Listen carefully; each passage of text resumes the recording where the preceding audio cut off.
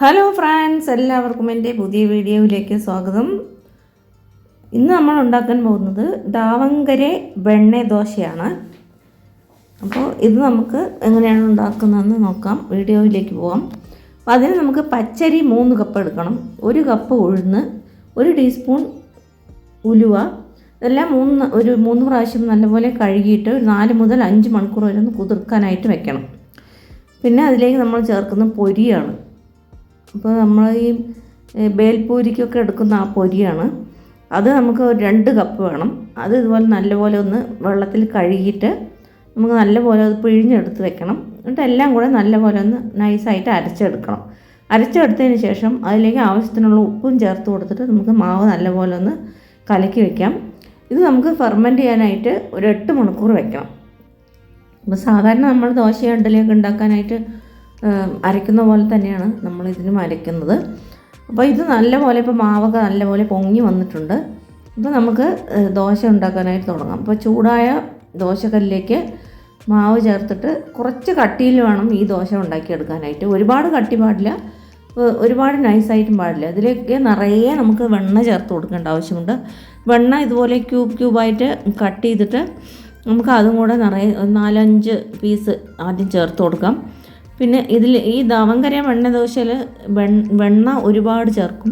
അപ്പോൾ അതാണ് അതിൻ്റെ ഒരു രുചി തന്നെ. അപ്പോൾ നിങ്ങൾ ആദ്യമായിട്ടാണ് എൻ്റെ ചാനൽ കാണുന്നതെങ്കിൽ പ്ലീസ് ഒന്ന് സബ്സ്ക്രൈബ് ചെയ്യാൻ മറക്കരുത്. കൂടെ തന്നെ ബെൽ ബട്ടണും കൂടെ ഒന്ന് പ്രസ് ചെയ്ത് കൊടുത്താൽ അതിൽ ആളിനുള്ള ഓപ്ഷനും കൂടെ ഒന്ന് പ്രസ് ചെയ്ത് കൊടുക്കണം. അപ്പോൾ ഞാനിടുന്ന വീഡിയോൻ്റെ നോട്ടിഫിക്കേഷൻ നിങ്ങൾക്ക് കിട്ടുന്നതായിരിക്കും. അപ്പോൾ നമുക്കത് മറ്റേ ഭാഗത്തേക്കൊന്ന് മറിച്ചിട്ട് കൊടുത്തിട്ട് വീണ്ടും കുറച്ച് വെണ്ണ കൂടെ അതിലേക്ക് ചേർത്ത് കൊടുക്കാം. അപ്പോൾ നല്ല ഒരു ബ്രൗൺ കളറായിട്ട് വരും ദോശ. സാധാരണ നമ്മളങ്ങനെ ഉണ്ടാക്കുമ്പോൾ ഇതിലിപ്പോൾ ഉലുവയും പൊരിയും ഒക്കെ ചേർത്തുകൊണ്ട് നല്ല സോഫ്റ്റായിട്ടും ഉണ്ടാവും, നല്ല ഒരു കളറായിട്ടും കിട്ടും. അപ്പോൾ ഇതിലേക്ക് വേണമെങ്കിൽ കുറച്ച് 1 ടീസ്പൂൺ പഞ്ചസാരയും കൂടെ വേണമെങ്കിൽ ഈ മാവിലേക്ക് ചേർത്ത് കൊടുത്താൽ കുറച്ചും കൂടെ നല്ലൊരു കളർ കിട്ടുന്നതായിരിക്കും. അപ്പോൾ ഞാനിതിൽ പഞ്ചസാര ചേർത്തിട്ടില്ല. നിങ്ങൾക്ക് വേണമെങ്കിൽ ചേർത്ത് കൊടുക്കാവുന്നതാണ്, അത് ഓപ്ഷണലാണ്. അപ്പോൾ ഇത് നല്ലപോലെ 2 ഭാഗവും വേവിച്ചെടുത്ത ശേഷം അപ്പോൾ എല്ലാ ദോശയും നമുക്ക് ഇതുപോലെ ഉണ്ടാക്കിയെടുക്കാം. അപ്പോൾ ഇതിനായിട്ട് നമുക്കൊരു സൈഡ് ഡിഷും കൂടെ ഉണ്ടാക്കുന്നുണ്ട്. അത് വളരെ പെട്ടെന്ന് തന്നെ നമുക്ക് ഉണ്ടാക്കിയെടുക്കാൻ പറ്റും. ഇപ്പോൾ ഉരുളക്കിഴങ്ങ് മസാലയാണ്. നമ്മൾ സാധാരണ ഉണ്ടാക്കുന്ന പോലുള്ള മസാലയല്ല അത്. ഇത് വളരെ ഈസി ആയിട്ട് ഉണ്ടാക്കാൻ പറ്റുന്ന ഒരു തരം മസാലയാണ്. അപ്പോൾ ഇതിൽ ഒരുപാട് ഇൻഗ്രീഡിയൻസ് ഒന്നുമില്ല. സവാളയും പച്ചമുളകും ഇഞ്ചിയും ഉരുളക്കിഴങ്ങും ഉണ്ടെങ്കിൽ മാത്രം മതി, നമുക്കത് പെട്ടെന്ന് തന്നെ ഉണ്ടാക്കിയെടുക്കാൻ പറ്റും. അപ്പോൾ നമുക്ക് ഇപ്പോൾ ദോശ റെഡിയായി. ഇനിയിപ്പോൾ നമുക്കതിലേക്ക് ഒരു മസാല ഉണ്ടാകും. 1 ടീസ്പൂൺ എണ്ണ ചേർത്ത് കൊടുത്തിട്ട് അതിലേക്ക് 2 സവാള ഇതുപോലെ നീളത്തിൽ മുറിച്ച് ചേർത്ത് കൊടുക്കാം. പിന്നെ പച്ചമുളക് നെടുകെ കീറിയിട്ട് അതും കൂടെ 2-3 നിങ്ങളുടെ എരിവിനനുസരിച്ച് ചേർത്ത് കൊടുക്കാവുന്നതാണ്. അപ്പോൾ ഇതൊരു 1 മിനിറ്റ് നല്ലപോലെ ഒന്ന് വഴറ്റിയെടുക്കണം. പിന്നെ നമ്മൾ അതിലേക്ക് കുറച്ച് വെള്ളം ചേർത്തിട്ട് ഒരു 1/4 കപ്പ് വെള്ളം ചേർത്തിട്ട് ഒന്ന് 2-3 മിനിറ്റ് ഒന്ന് വേവിച്ചെടുക്കാം ഈ സവാള. അപ്പോൾ അത് വെള്ളമൊക്കെ ഒന്ന് വറ്റി വരുന്നത് വരെ. പിന്നെ അതിലേക്ക് നമ്മൾ കുറച്ച് ഇഞ്ചിയും ആവശ്യത്തിനുള്ള ഉപ്പും പൊട്ടാറ്റോ വേവിച്ചതും കൂടെ ചേർത്ത് കൊടുത്താൽ, ഉരുളക്കിഴങ്ങ് വേവിച്ചതും കൂടെ ചേർത്ത് കൊടുത്താൽ ഈ മസാല നമുക്ക് റെഡിയായി. അപ്പോൾ ഇതാണ് നമ്മൾ ദാവങ്കര വെണ്ണ ദോശയുടെ കൂടെ കഴിക്കാനുള്ള സൈഡ് ഡിഷായിട്ട് കൊടുക്കാറ്.